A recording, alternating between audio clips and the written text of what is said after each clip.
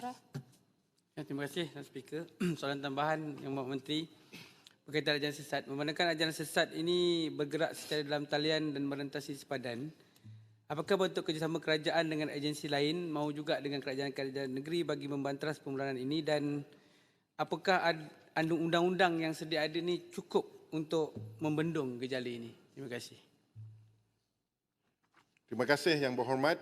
Berkenaan dengan ajaran sesat kini bergerak secara dalam talian dan berentasi sepadan, itu seharusnya diakui dan pihak berkuasa agama dan JAKIM dan seluruh agensi agama mengambil perhatian perkara ini. Oleh itu, kita menangani perkara ini dengan melaksanakan whole government approach ataupun pendekatan keseluruhan kerajaan melalui kerjasama strategi interagensi antara agensi. Sebagai contoh, ya, JAKIM dan JAIN, Jabatan Agama Islam Negeri, kita melaksanakan penyelarasan fatwa, pemantauan, penguasaan, pendakwaan dan pemulihan akidah.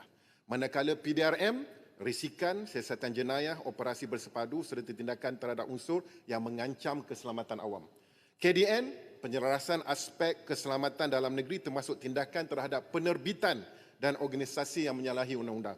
MKN, penyelarasan tindakan strategi antara kementerian dan agensi sekiranya suatu ajaran memberi implikasi kepada keselamatan negara. Dan SKMM, Suruhanjaya Komunikasi dan Multimedia Malaysia, pemantauan kandungan digital dan permohonan sekatan kandungan untuk menurunkan kandungan dan sekat yang menyalahi undang-undang serta kerjasama dengan penyedia platform. Dan yang terakhir, Petua, Jabatan Penegawam Negara memberikan nasihat perundangan dan pengukuhan aspek pendakwaan. Inilah yang kita cuba lakukan untuk menjaga, mengawal akidah, ancaman akidah di negara kita. Terima kasih.